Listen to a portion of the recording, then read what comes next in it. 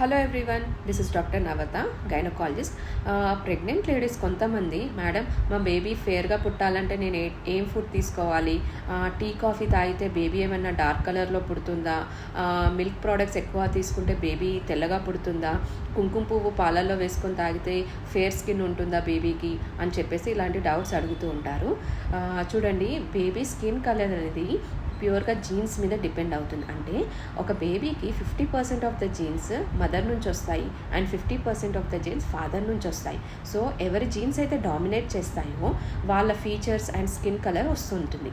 And కొంతమంది బేబీస్కి వాళ్ళ grand parents పోలికలు, మేనత్త మేనమామ పోలికలు అండ్ స్కిన్ కలర్ కూడా వచ్చే అవకాశం ఉంటుంది.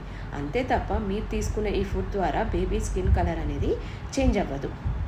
ఇవి తీసుకోమని ఎందుకు పెద్దవాళ్ళు చెప్తూ ఉంటారంటే వీటిలో మీకు మంచి ప్రోటీన్ దొరుకుతుంది అండ్ హెల్తీ న్యూట్రియంట్స్ ఉంటాయి. సో దానివల్ల బేబీ ఓవరాల్ డెవలప్మెంట్కి అండ్ మీకు చాలా హెల్తీ అని చెప్పేసి తీసుకోమని చెప్తారు.